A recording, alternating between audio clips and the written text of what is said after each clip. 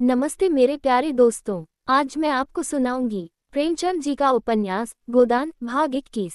देहातों में साल के 6 महीने किसी न किसी उत्सव में ढोल मजीरा बजता रहता है। होली के 1 महीना पहले से 1 महीना बाद तक फाग उड़ती है।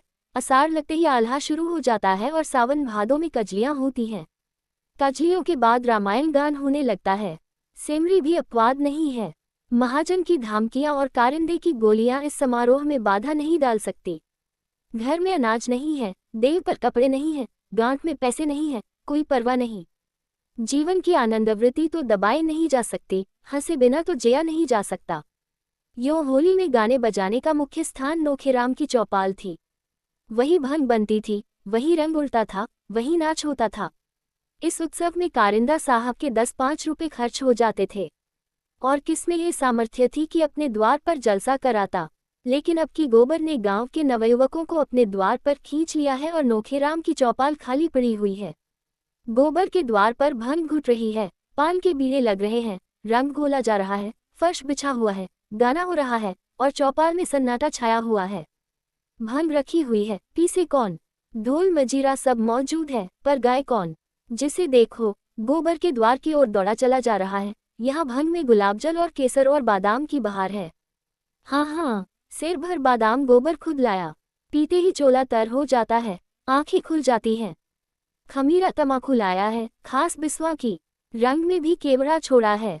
रुपए कमाना भी जानता है और खर्च करना भी जानता है। गाड़ कर रख लो तो कौन देखता है। धन की यही शोभा है।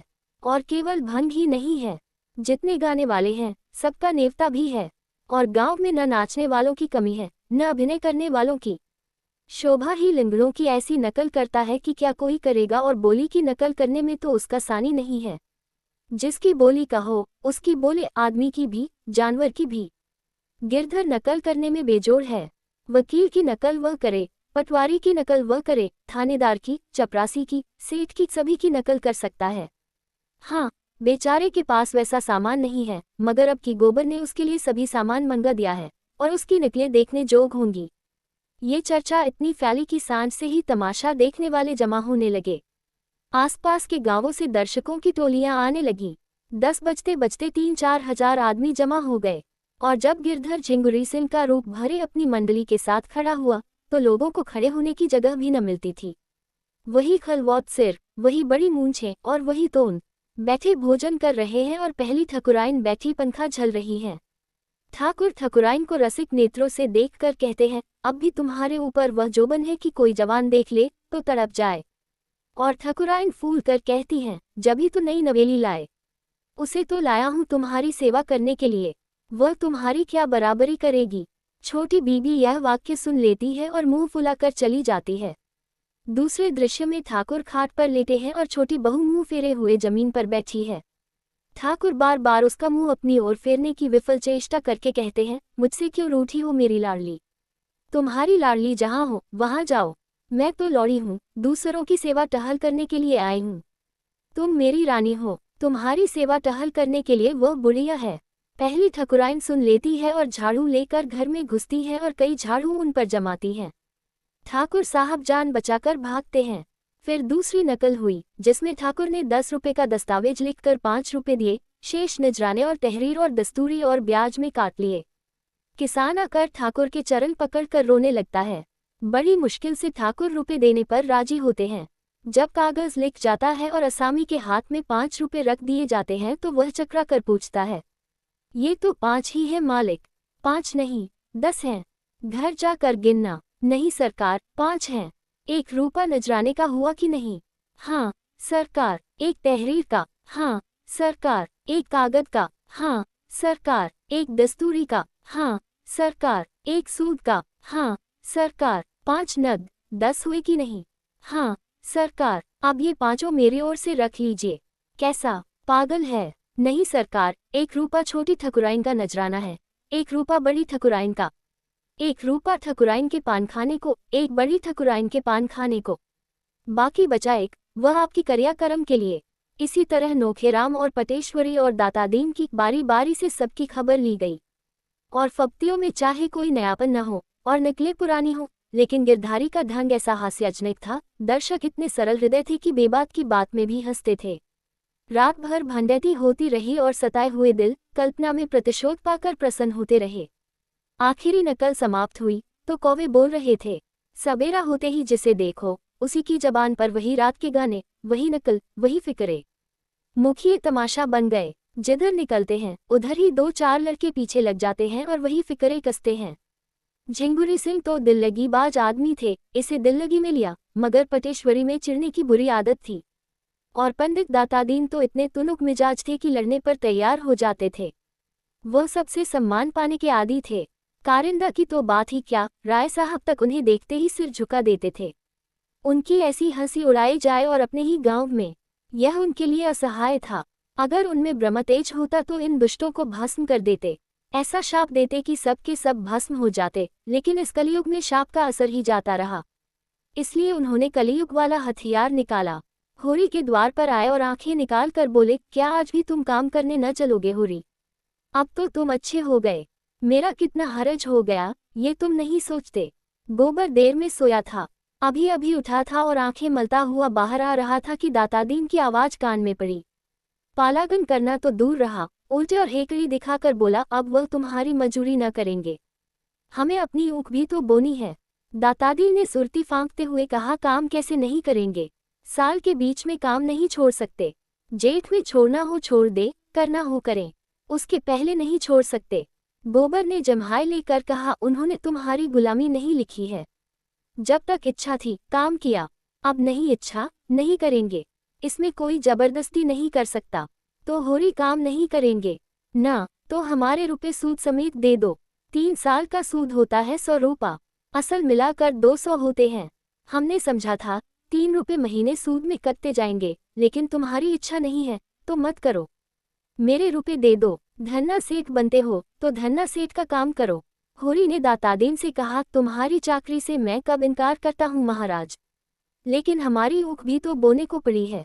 गोबर ने बाप को डांटा, कैसी चाकरी और किसकी चाकरी, यहाँ कोई किसी का चाकर नहीं, सभी बराबर हैं। अच्छी दिल्लगी है, किसी को 100 रुपये उधार दे दिए और उससे सूद में जिंदगी भर काम लेते रहे। मूल ज्यों का त्यों, यह महाजनी नहीं है, खून चूसना है। तो रुपए दे दो भैया, लड़ाई काहे की, मैं आने रुपए ब्याज लेता हूँ, तुम्हें गांव घर का समझकर आधा आने रुपए पर दिया था। हम तो 1 रुपया सैकड़ा देंगे, 1 कौड़ी बेसी नहीं, तुम्हें लेना हो तो लो, नहीं अदालत से ले लेना। 1 रुपया सैकड़े ब्याज कम नहीं होता। मालूम होता है रुपए की गर्मी हो गई है। गर्मी उन्हें होती है जो 1 के 10 लेते हैं।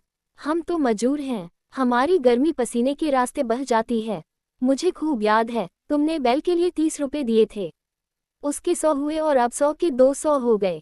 इसी तरह तुम लोगों ने किसानों को लूट लूट कर मजूर बना डाला और आप उनकी जमीन के मालिक बन बैठे। 30 के 200, कुछ हद है। कितने दिन हुए होंगे दादा? होरी ने कातर कंठ से कहा, यही 8-9 साल हुए होंगे। गोबर ने छाती पर हाथ रख कर कहा, 9 साल में 30 के 200, 1 रुपये के हिसाब से कितना होता है?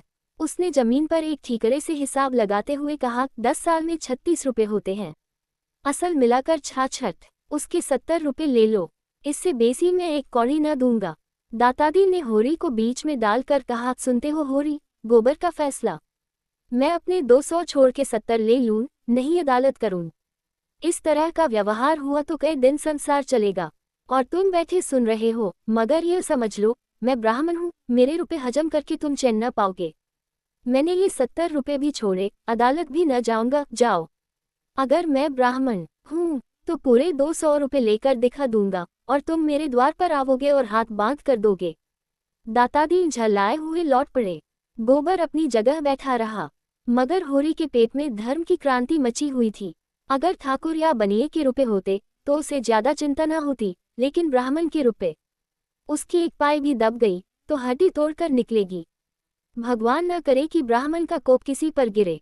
बंस में कोई चुल्लू भर पानी देने वाला, घर में दिया जलाने वाला भी नहीं रहता। उसका धर्म भीरू मंत्रस्त हो उठा। उसने दौड़कर पंडित जी के चरण पकड़ लिए और आर्त स्वर में बोला, महाराज, जब तक मैं जीता हूँ तुम्हारी एक पाई चुकाऊंगा। लड़के की बातों पर मत जाओ, मामला तो हमारे तुम्हारे बीच में हुआ है। वह कौन होता है? दातादी जरा नर्म पड़े, जरा इसकी जबरदस्ती देखो, कहता है 200 रुपये की 70 लो या अदालत जाओ। अभी अदालत की हवा नहीं खाए है, जब ही एक बार किसी के पाले पड़ जाएंगे तो फिर ये ताव न रहेगा। 4 दिन शहर में क्या रहे, तानाशाह हो गए। मैं तो कहता हूँ महाराज, मैं तुम्हारी एक एक पाई चुकाऊंगा, तो कल से हमारे यहाँ काम करने आना पड़ेगा। अपनी ऊख बोना है महाराज, नहीं तुम्हारा ही काम करता। दातादीन चले गए तो गोबर ने तिरस्कार की आंखों से देखकर कहा, गए थे देवता को मनाने, तुम ही लोगों ने तो इन सबों का मिजाज बिगाड़ दिया है। 30 रुपए दिए, अब 200 रुपए लेगा और डांट ऊपर से बताएगा और तुमसे मजूरी कराएगा और काम कराते कराते मार डालेगा। होरी ने अपने विचार में सत्य का पक्ष लेकर कहा, नीति हाथ से न छोड़ना चाहिए बेटा, अपनी अपनी करनी अपने साथ है। हमने जिस ब्याज पर रुपए लिए वो तो देने ही पड़ेंगे। फिर ब्राह्मण ठहरे, इनका पैसा हमें पचेगा, ऐसा माल तो इन्हीं लोगों को पचता है। गोबर ने त्योरियां चढ़ाई, नीति छोड़ने को कौन कह रहा है, और कौन कह रहा है कि ब्राह्मण का पैसा दबा लो। मैं तो ये कहता हूँ कि इतना सूद नहीं देंगे, बैंक वाले 12 आने सूद लेते हैं, तुम 1 रुपया ले लो, और क्या किसी को लूट लोगे। उनका रोया जो दुखी होगा हुआ करे, उनके दुखी होने के डर से हम बिल क्यों खो दें। बेटा, जब तक मैं जीता हूँ मुझे अपने रास्ते चलने दो, जब मैं मर जाऊं तो तुम्हारी जो इच्छा हो वह करना, तो फिर तुम ही देना। मैं तो अपने हाथों अपने पाँव में कुल्हाड़ी न मारूंगा। मेरा गधापन था कि तुम्हारे बीच में बोला, तुमने खाया है तुम भरो, मैं क्यों अपनी जान दूं। ये कहता हुआ गोबर भीतर चला गया। झुनिया ने पूछा, आज सबेर सबेरे दादा से क्यों उलझ पड़े। गोबर ने सारा वृतांत कह सुनाया और अंत में बोला, इनके ऊपर ऋण का बोझ इसी तरह बढ़ता जाएगा, मैं कहाँ तक भरूंगा। उन्होंने कमा कमा कर दूसरों का घर भरा है, मैं क्यों उनकी खोदी हुई खंदक में गिरूं। इन्होंने मुझसे पूछकर कर्ज नहीं लिया, न मेरे लिए लिया, मैं उसका देनदार नहीं हूँ। उधर मुखियों में गोबर को नीचा दिखाने के लिए षड्यंत्र रचा जा रहा था। ये लौंडा शिंजे में न कसा गया तो गांव में ऊधम मचा देगा।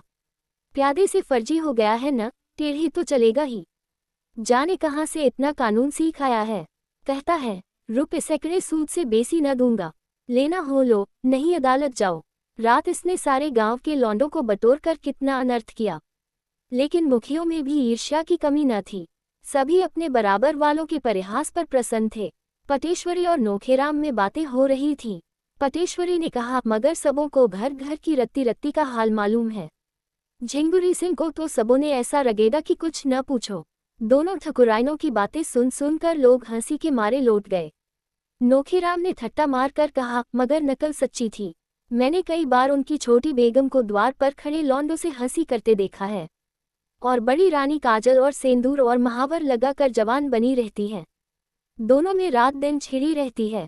झिंगुरी पक्का बेहया है, कोई दूसरा होता तो पागल हो जाता।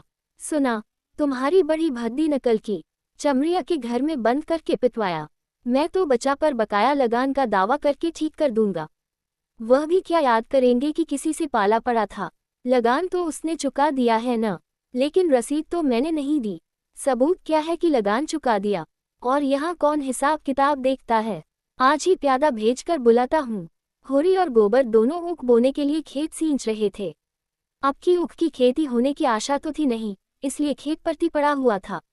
अब बैल आ गए हैं तो ऊख क्यों न बोई जाए।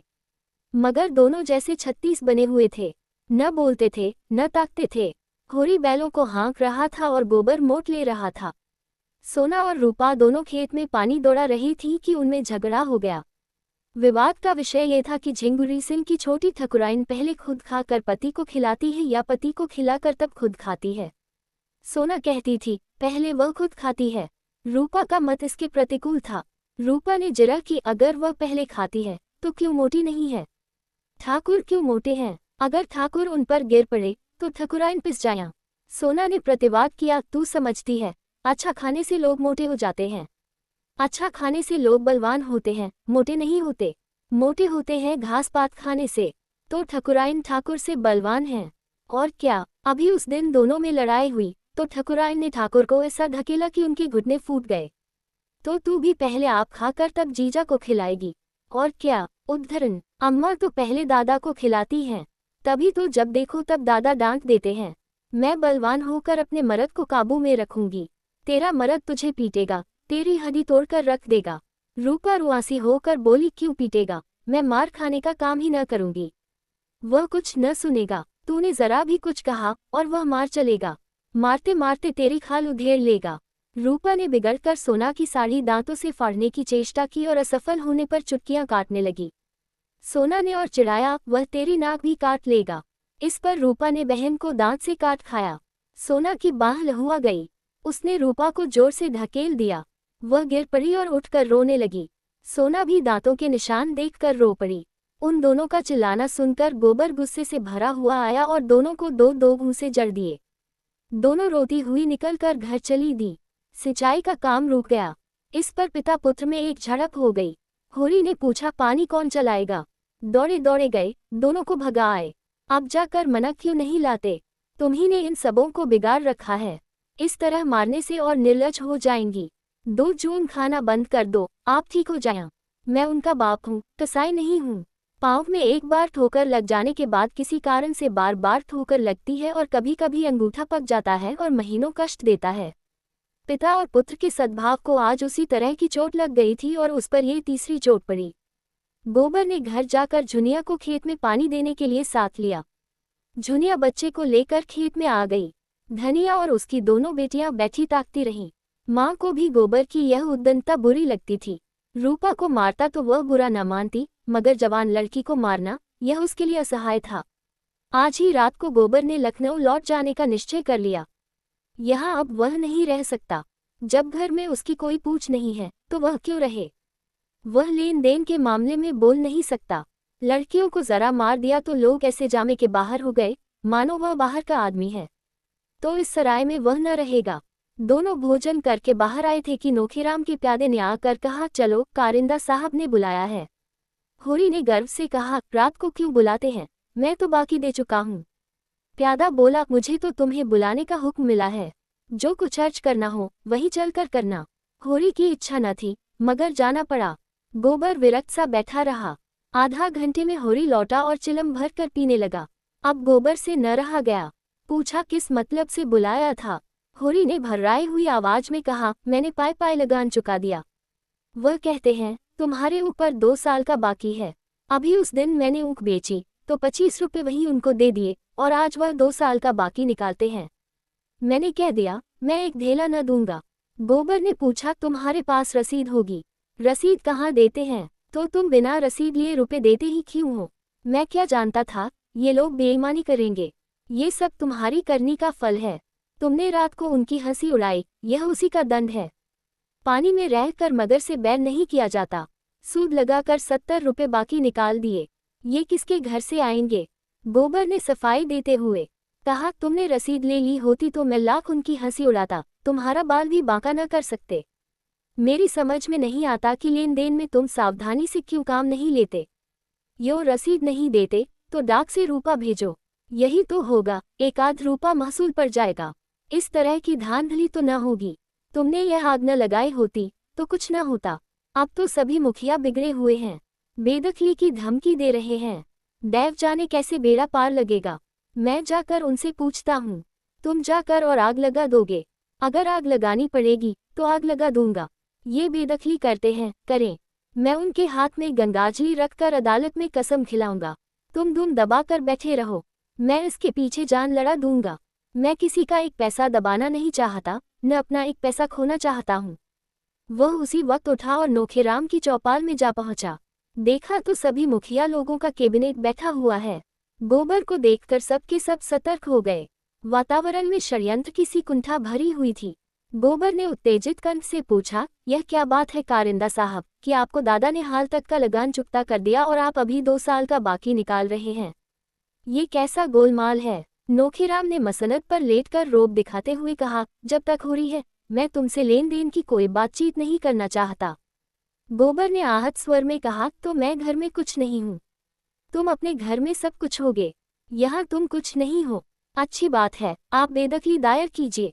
मैं अदालत में तुमसे गंगाजली उठवा कर रुपए दूंगा। इसी गांव से 100 शहादतें दिलाकर साबित कर दूंगा कि तुम रसीद नहीं देते। सीधे सादे किसान हैं, कुछ बोलते नहीं, तो तुमने समझ लिया कि सब काट के उल्लू हैं। राय साहब वहीं रहते हैं जहां मैं रहता हूँ। गांव के सब लोग उन्हें हवा समझते होंगे, मैं नहीं समझता। रत्ती रत्ती हाल कहूंगा और देखूंगा तुम कैसे मुझसे दोबारा रुपए वसूल कर लेते हो। उसकी वाणी में सत्य का बल था। डरपोक प्राणियों में सत्य भी गूंगा हो जाता है। वही सीमेंट जो ईंट पर चढ़कर पत्थर हो जाता है, मिट्टी पर चढ़ा दिया जाए तो मिट्टी हो जाएगा। गोबर की निर्भीक स्पष्टवादिता ने उस अनीति के बख्तर को बेदाला, जिससे सज्जित होकर नोखेराम की दुर्बल आत्मा अपने को शक्तिमान समझ रही थी। नोखेराम ने जैसे कुछ याद करने का प्रयास करके कहा, तुम इतना गर्म क्यों हो रहे हो? इसमें गर्म होने की कौन बात है? अगर होरी ने रुपए दिए हैं तो कहीं न कहीं तो टाँके गए होंगे। मैं कल कागज निकाल कर देखूंगा। अब मुझे कुछ कुछ याद आ रहा है कि शायद होरी ने रुपए दिए थे। तुम निस्सा खातिर रहो, अगर रुपए यहाँ आ गए हैं तो कहीं जा नहीं सकते। तुम थोड़े से रूपों के लिए झूठ थोड़े ही बोलोगे और न मैं ही इन रूपों से धनी हो जाऊंगा। गोबर ने चौपाल से आकर होरी को ऐसा लथड़ा कि बेचारा स्वार्थ भीरू बूढ़ा रुआलसा हो गया। तुम तो बच्चों से भी गए बीते हो, जो बिल्ली की म्याऊं सुनकर चिल्ला उठते हैं। कहाँ कहाँ तुम्हारी रक्षा करता फिरूंगा। मैं तुम्हें 70 रुपए दिए जाता हूँ। दातादी ले तो देकर भरपाई लिखा देना। इसके ऊपर तुमने 1 पैसा भी दिया तो फिर मुझसे 1 पैसा भी न पाओगे। मैं परदेश में इसलिए नहीं पड़ा हूँ कि तुम अपने को लुटवाते रहो और मैं कमा कमा कर भरता रहूं। मैं कल चला जाऊंगा, लेकिन इतना कहे देता हूँ, किसी से 1 पैसा उधार मत लेना और किसी को कुछ मत देना।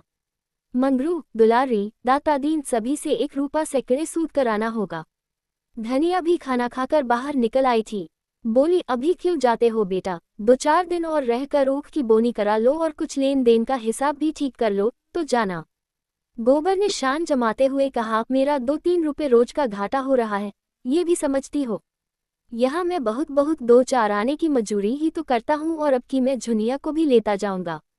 वहाँ मुझे खाने पीने की बड़ी तकलीफ होती है। धनिया ने डरते डरते कहा, जैसे तुम्हारी इच्छा, लेकिन वहाँ वह कैसे अकेले घर संभालेगी, कैसे बच्चे की देखभाल करेगी? अब बच्चे को देखूं कि अपना सुभीता देखूं, मुझसे चूल्हा नहीं फूंका जाता। ले जाने को मैं नहीं रोकती, लेकिन परदेश में बाल बच्चों के साथ रहना, न कोई आगे न पीछे, सोचो कितना झंझट है। परदेश में संगी साथी निकल ही आते हैं अम्मा, और ये तो स्वार्थ का संसार है। जिसके साथ 4 पैसे का गम खाओ वही अपना, खाली हाथ तो माँ बाप भी नहीं पूछते। धनिया कटाक्ष समझ गई, उसके सिर से पांव तक आग लग गई। बोली, माँ बाप को भी तुमने उन्हीं पैसे के यारों में समझ लिया। आंखों देख रहा हूँ, नहीं देख रहे हो, माँ बाप का मन इतना निठुर नहीं होता।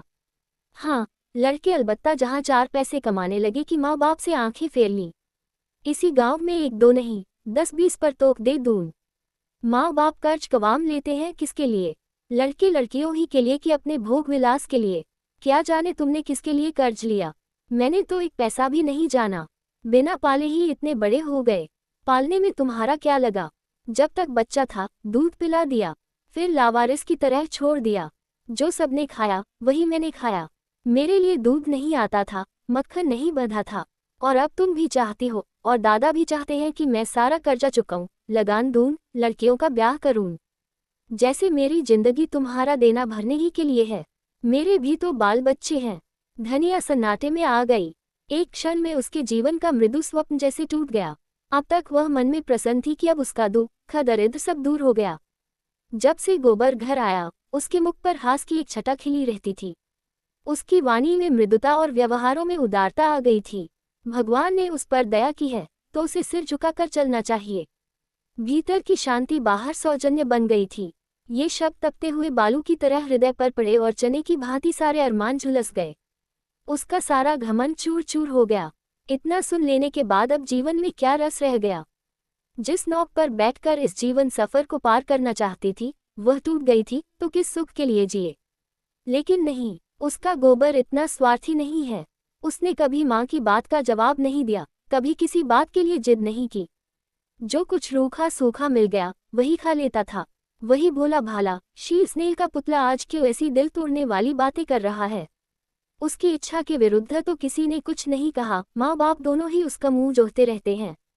उसने खुद ही लेन देन की बात चलाई, नहीं उससे कौन कहता है कि तू माँ बाप का देना चुका। माँ बाप के लिए यही क्या कम सुख है कि वह इज्जत आबरू के साथ भले मानसों की तरह कमाता खाता है। उससे कुछ हो सके तो माँ बाप की मदद कर दे, नहीं हो सकता तो माँ बाप उसका गला न दबाएंगे। झुनिया को ले जाना चाहता है, खुशी से ले जाए। धनिया ने तो केवल उसकी भलाई के ख्याल से कहा था कि जुनिया को वहां ले जाने से उसे जितना आराम मिलेगा उससे कहीं ज्यादा झंझट बढ़ जाएगा। इसमें ऐसी कौन सी लगने वाली बात थी कि वह इतना बिगड़ उठा।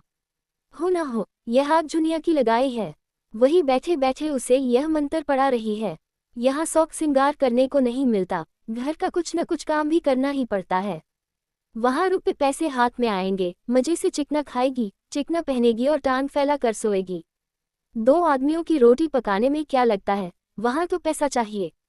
सुना, बाजार में पकी पकाए रोटियां मिल जाती हैं। ये सारा उपद्रव उसी ने खड़ा किया है। शहर में कुछ दिन रह भी चुकी है। वहाँ का दाना पानी मुंह लगा हुआ है। यहाँ कोई पूछता न था। ये भोंदू मिल गया, इसे फांस लिया। जब यहाँ 5 महीने का पेट लेकर आई थी तब कैसी म्याऊं म्याऊं करती थी। तब यहाँ सरन न मिली होती तो आज कहीं भीख मांगती होती। यह उसी नेकी का बदला है। इसी चुड़ैल के पीछे डांड देना पड़ा, बिरादरी में बदनामी हुई, खेती टूट गई, सारी दुर्गत हो गई। और आज ये चुड़ैल जिस पत्तल में खाती है उसी में छेद कर रही है। पैसे देखे तो आँख हो गई, तभी ऐठी ऐठी फिरती है, मिजाज नहीं मिलता। आज लड़का 4 पैसे कमाने लगा है न। इतने दिनों बात नहीं पूछी तो सास का पांव दबाने के लिए तेल लिए दौड़ती थी। डाइन उसके जीवन की निधि को उसके हाथ से छीन लेना चाहती है। दुखित स्वर में बोली, यह मंत्र तुम्हें कौन दे रहा है बेटा, तुम तो ऐसे न थे। माँ बाप तुम्हारे ही हैं, बहनें तुम्हारी ही हैं, घर तुम्हारा ही है। यहाँ बाहर का कौन है? और हम क्या बहुत दिन बैठे रहेंगे? घर की मर्जाद बनाए रखोगे तो तुम्ही को सुख होगा। आदमी घरवालों ही के लिए धन कमाता है कि और किसी के लिए? अपना पेट तो सुअर भी पाल लेता है। मैं न जानती थी जुनिया नागिन बनकर हमी को डसेगी। गोबर ने तिंत कर कहा, अम्मा मैं नादान नहीं हूं कि जुनिया मुझे मंत्र पढ़ाएगी। तुम उसे नाहक कोस रही हो। तुम्हारी गिरस्ती का सारा बोझ मैं नहीं उठा सकता। मुझसे जो कुछ हो सकेगा तुम्हारी मदद कर दूंगा, लेकिन अपने पांवों में बेड़ियां नहीं डाल सकता। जुनिया भी कोठरी से निकल कर बोली, अम्मा जुलाहे का गुस्सा दाढ़ी पर न उतारो। कोई बच्चा नहीं है कि मैं फोड़ लूंगी। अपना अपना भला बुरा सब समझते हैं। आदमी इसीलिए नहीं जन्म लेता कि सारी उम्र तपस्या करता रहे और एक दिन खाली हाथ मर जाए। सब जिंदगी का कुछ सुख चाहते हैं, सबकी लालसा होती है कि हाथ में 4 पैसे हों। धनिया ने दांत पीस कर कहा, अच्छा जुनिया, बहुत ज्ञान न बघार। अब तू भी अपना भला बुरा सोचने जोग हो गई है। जब यहाँ आकर मेरे पैरों पर सिर रखे रो रही थी तब अपना भला बुरा नहीं सूझा था। उस घड़ी हम भी अपना भला बुरा सोचने लगते तो आज तेरा कहीं पता न होता। इसके बाद संग्राम छिड़ गया। ताने महने, गाली गलौच, थुक्का गजीहत, कोई बात न बची। गोबर भी बीच बीच में डंक मारता जाता था। होरी बरौठे में बैठा सब कुछ सुन रहा था। सोना और रूपा आंगन में सिर झुकाए खड़ी थी। दुलारी, पुनिया और कई स्त्रियां बीच बचाव करने आ पहुंची थीं। गर्जन के बीच में कभी कभी बूंदें भी गिर जाती थीं। दोनों ही अपने अपने भाग्य को रो रही थीं। दोनों ही ईश्वर को कोस रही थीं और दोनों अपनी अपनी निर्दोषता सिद्ध कर रही थीं। जुनिया गड़े मुर्दे उखाड़ रही थी। आज उसे हीरा और शोभा से विशेष सहानुभूति हो गई थी, जिन्हें धनिया ने कहीं का न रखा था। धनिया की आज तक किसी से न पटी थी तो जुनिया से कैसे पट सकती है। धनिया अपनी सफाई देने की चेष्टा कर रही थी, लेकिन न जाने क्या बात थी कि जनमत जुनिया की ओर था। शायद इसलिए कि जुनिया स्वयं हाथ से न जाने देती थी और धनिया आपे से बाहर थी। शायद इसलिए भी कि जुनिया अब कमाऊ पुरुष की स्त्री थी और उसे प्रसन्न में रखने में ज्यादा मसलहत थी। तब हूरी ने आंगन में आकर कहा, मैं तेरे पैरों पड़ता हूँ धनिया, चुप रह। मेरे मुंह में कालिख मत लगा। हाँ, अभी मन न भरा हो तो और सुन। धनिया फुकार मारकर उधर दौड़ी, तुम भी मोटी डाल पकड़ने चले। मैं ही दोषी हूँ, ये तो मेरे ऊपर फूल बरसा रही है। संग्राम का क्षेत्र बदल गया। जो छोटों के मुंह लगे वह छोटा। धनिया किस तर्क से जुनिया को छोटा मान ले। होरी ने व्यथित कंठ से कहा, अच्छा वह छोटी नहीं बड़ी सही। जो आदमी नहीं रहना चाहता क्या उसे बांध कर रखेगी। माँ बाप का धर्म है लड़के को पाल पोस कर बड़ा कर देना। वह हम कर चुके, उनके हाथ पांव हो गए। अब तू क्या चाहती है वे दाना चारा लाकर खिलाएं। माँ बाप का धर्म 16 आना लड़कों के साथ है। लड़कों का माँ बाप के साथ एक आना भी धर्म नहीं है। जो जाता है उसे असीस देकर विदा कर दे।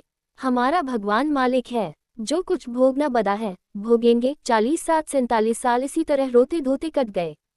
10-5 साल हैं वह भी यूं ही कट जाएंगे। उधर गोबर जाने की तैयारी कर रहा था। इस घर का पानी भी उसके लिए हराम है। माता होकर जब उसे ऐसी ऐसी बातें कहे तो अब वह उसका मुंह भी न देखेगा। देखते ही देखते उसका बिस्तर बंधा गया। झुनिया ने भी चुंदरी पहन ली। चुन्नू भी टोप और फ्राक पहनकर राजा बन गया। होरी ने आर्द्रकंठ से कहा, बेटा तुमसे कुछ कहने का मुंह तो नहीं है, लेकिन कलेजा नहीं मानता। क्या जरा जाकर अपनी अभागिनी माता के पांव छू लोगे तो कुछ बुरा होगा। जिस माता की कोख से जन्म लिया और जिसका रिकत पी कर पले हो, उसके साथ इतना भी नहीं कर सकते। गोबर ने मुंह फेर कर कहा, मैं उसे अपनी माता नहीं समझता। होरी ने आंखों में आंसू ला कर कहा, जैसी तुम्हारी इच्छा, जहां रहो सुखी रहो। झुनिया ने सास के पास जाकर उसके चरणों को आंचल से छुआ। धनिया के मुंह से आसीस का एक शब्द भी न निकला। उसने आंखें उठाकर देखा भी नहीं। गोबर बालक को गोद में लिए आगे आगे था। झुनिया बिस्तर बगल में दबाए पीछे। एक चमार का लड़का संदूक लिए था। गांव के कई स्त्री पुरुष गोबर को पहुंचाने गांव के बाहर तक आए और धनिया बैठी रो रही थी, जैसे कोई उसके हृदय को आरे से चीर रहा हो। उसका मातृत्व उस घर के समान हो रहा था जिसमें आग लग गई हो और सब कुछ भस्म हो गया हो। बैठकर रोने के लिए भी स्थान न बचा हो। दोस्तों, यहाँ पर गोदान का भाग 21 समाप्त होता है। गोदान भाग 22 सुनने के लिए डिस्क्रिप्शन में दिए गए लिंक पर क्लिक करें या फिर गोदान प्लेलिस्ट में जाकर आप गोदान के सारे पार्ट सुन सकते हैं। धन्यवाद दोस्तों। वीडियो को लाइक करें और अपनी राय कमेंट बॉक्स में ज़रूर दें और हाँ, चैनल को सब्सक्राइब भी कर लें ताकि आपको हमारे सारे अपडेट्स मिलते रहें।